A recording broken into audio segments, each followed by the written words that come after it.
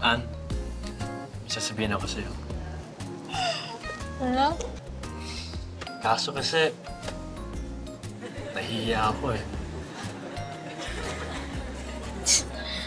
Wala naman makakarinig kung di ating-ating lang yan.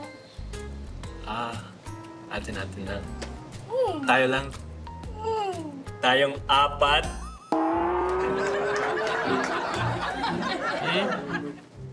Bakit? Dad naman, akala ko may lakad ka. Meron talaga. Mamaya. Kasi nasa labas lang ako, kaya napadaan lang ako dito. So, pero mamaya, aalis din ako. Oh, ikaw, ito. Diba? Anong gawin mo dito? Ako? Oh, Ginagawa ko dito? Oh, ewan ko siya ang ginagawa mo May dyan. pamangkin ko dito. Binabantayan ko pamangkin ko. Bakit? Bakit tayo?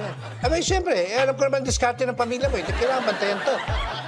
Ang diskarte ng pamilya namin, bakit? Put. Nyari ka Effective pa. naman Diba? Andres, okay na. Hawakan mo na yung kamay. Hawakan ko yung kamay niya. Siyempre naman, huwag yun ang patagalin. Ikaw naman, doon ka rin darating. Yan. Hop, hop, hop, hop, hop, hop! Naku! Ano, Andres? Dadaanin mo muna sa hawak kamay, ano? At tapos, beso-beso na. Di ba? Pagkatapos, uwi mo na ng bahay.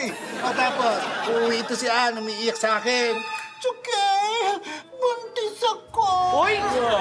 Grabe ka naman! Wala namang ganyan! O, di ba? Ganun naman, di. Ganyan naman nangyayari. O sige, okay, ganito na lang. Huwag na lang holding hands.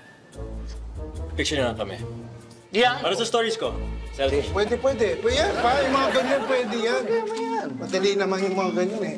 Teka lang, huwag nagmamadali. Teka lang.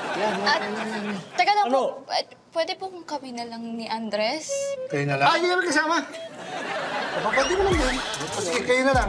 Kayo na lang kumuha sa amin. Dito kami. Dito kami. Dito.